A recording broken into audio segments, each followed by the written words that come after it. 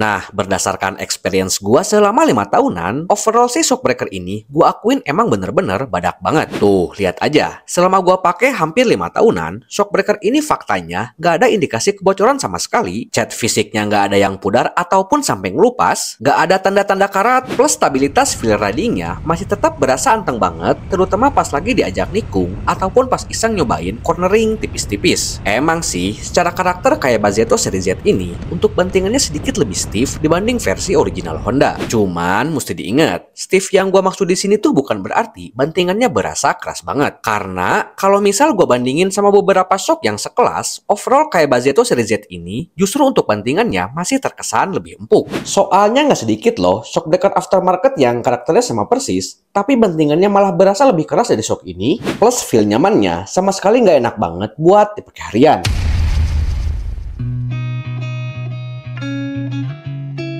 So, ini adalah shockbreaker Kayaba seri Zetto yang udah gua pakai di motor Honda Beat Karbu nyaris selama 5 tahunan. Dan dalam masa pakainya tadi, secara experience jujur gua puas banget sama karakteristik performanya dan juga tingkatan kualitasnya. Makanya, baik itu motor yang fiction ataupun Vario KZR, keduanya gua pakein shockbreaker Kayaba seri Zetto juga. Karena selain kebukti kokoh dan feel reboundnya terbilang oke, untuk daya tahannya pun bagi gua, shock Kayaba ini gua akuin emang bener-bener tahan banting. Dan meskipun varian ini udah di-develop secara fix sama Kayaba, alias rebound dan kompresinya nggak bisa kita adjust sama sekali, tapi bagi gua, overall untuk feel-nya, shockbreaker ini udah kebilang lebih dari cukup. Emang sih, secara karakter kayak Bazetto seri Z ini, untuk bantingannya sedikit lebih stiff dibanding versi original Honda. Cuman, mesti diingat, stiff yang gua maksud di sini tuh bukan berarti bantingannya berasa keras banget. Dibilang sampai keras banget sih enggak, tapi dibilang empuk banget, ya enggak juga. Pokoknya sih ya, so-so lah, karakter bantingannya menurut gua ada di tingkat medium. Karena kalau misal gue bandingin sama beberapa shock yang sekelas, overall kayak Bazetto seri Z ini justru untuk bantingannya masih terkesan lebih empuk. Soalnya nggak sedikit loh shockbreaker aftermarket yang karakternya sama persis, tapi bantingannya malah berasa lebih keras dari shock ini. Plus feel nyamannya sama sekali nggak enak banget buat dipakai harian.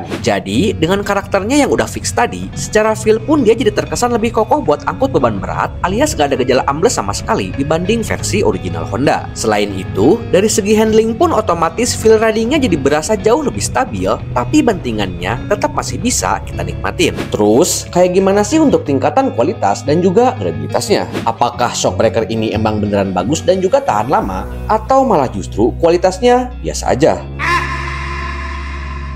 Nah, berdasarkan experience gua selama 5 tahunan, overall sih shockbreaker ini gua akuin emang bener-bener badak banget. Karena bisa kalian lihat, sampai sekarang pun untuk kondisi fisiknya, overall bisa dibilang masih tergolong oke banget. Tuh, lihat aja. Selama gua pakai hampir 5 tahunan, shockbreaker ini faktanya gak ada indikasi kebocoran sama sekali. Cat fisiknya gak ada yang pudar ataupun sampai ngelupas, gak ada tanda-tanda karat, plus stabilitas feel ridingnya masih tetap berasa anteng banget, terutama pas lagi diajak nikung ataupun pas iseng nyobain cornering tipis-tipis. Malahan, secara karakter pun menurut gua, feel-nya itu masih tergolong cukup nyaman, meskipun untuk tingkat keempukannya, harus diakuin shockbreaker ini bisa dibilang udah jadi agak keras, alias nggak seempuk kayak pas awal gua pakai di motor yang Beat. Tapi meski begitu, overall sih secara feel masih tergolong lumayan oke, dan bahkan sampai sekarang pun shockbreaker ini masih gua pakai. Karena kalau misal dibandingin sama shockbreaker yang gua beli di Honda Cengkareng, baik secara tampilan ataupun ketahanannya, rasa-rasanya sih kayak Bazetto seri Z ini untuk tingkatannya jauh di atas shockbreaker versi genuine keluaran dari Honda. Apalagi dengan selisih harganya yang beda dikit, suka nggak suka emang harus diakuin kalau shockbreaker kayak Bazetto seri Z ini secara value emang jauh lebih menarik bahkan dibanding versi original Honda sekalipun.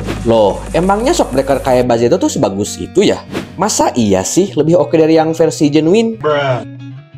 Oke, jadi secara harga, shockbreaker ini emang sedikit lebih mahal dibanding versi yang genuine keluaran dari Honda. Tapi, dengan selisihnya yang nggak beda jauh, secara value justru kayak Bazetto, jadinya malah terkesan jauh lebih worth it. Karena dengan budget sekitar 350-400 ribu, alias lebih mahal 50.000 sampai 100 ribu dari versi original Honda, kita bisa dapetin shockbreaker Beat kualitas OEM yang secara look dan juga karakternya, bagi gua secara tingkatan berada di atas versi yang genuine. Malahan, secara durabilitas dan juga kualitasnya pun menurut gua kayak Bazeto rasa-rasanya emang sedikit lebih baik dari Shockbreaker Ori HGP yang sebelumnya pernah gua beli secara online di toko official store Honda Cengkareng. Ya emang sih, secara bantingan shock yang Ori, feel-nya itu gua akuin lebih empuk dibanding Shockbreaker kayak Bazeto. Cuman kalau soal stabilitas handling, daya tahan, dan juga tingkat kekokohannya, bagi gua yang kayak Bazeto faktanya emang unggul telak. Soalnya dengan bobot gua yang berada di angka 65 kilo, ataupun pas lagi boncengan sama anak istri gua, bahkan pas lagi bonceng mertua gua pun, Shockbreaker ini jujur aja nggak ada gejala ambles sama sekali. Malahan untuk reboundnya justru berasa jadi jauh lebih empuk. Selain itu, untuk feel-nya pun masih tetap bisa stabil meskipun kondisinya lagi ngangkut anak istri, alias posisinya lagi nopang beban yang secara hitung-hitungan terbilang lumayan berat. Karena kalau misal pas pakai shock Ori Honda dan saat itu kebetulan lagi dipakai bonceng 3, sepengalaman gua untuk Shockbreaker-nya malah terkesan jadi agak lembek, sering berasa mentok pas lagi ngayun, dan juga untuk handlingnya jujur aja nggak terlalu enak alias sering banget berasa oleng pas lagi diajak nikung.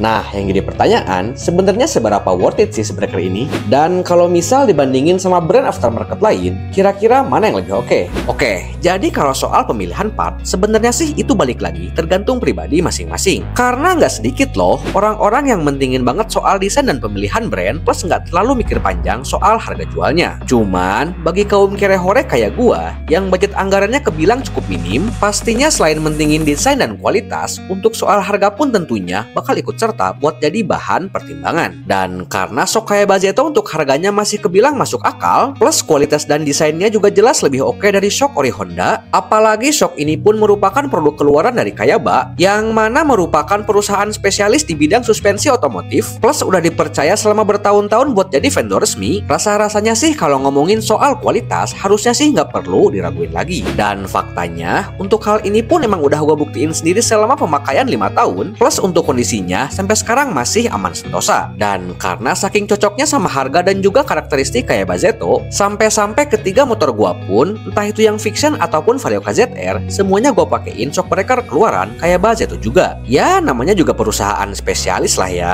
Apalagi untuk skalanya pun udah sekelas internasional, gua rasa baik secara R&D ataupun kapabilitas produksinya, overall bakalan jauh lebih proper. Oke lah, baik secara desain ataupun fitur, Zeto Seri Z ini emang terkesan bener-bener basic banget. Cuman mau gimana lagi kan, namanya juga Shockbreaker entry level di kelas 300 ribuan. Dan menurut gua, justru dengan kualitas sebadak ini, rasa-rasanya secara value, overall kayak Bazeto udah lebih dari cukup. Karena kalau misal pengennya itu Shockbreaker estetik yang udah dibekali subtank, apalagi secara kualitas bisa setara sama produk kayak Bazeto, gua rasa sih bakalan susah banget dapat di harga segini. Nah, kira-kira gimana menurut kalian? Apakah sependapat?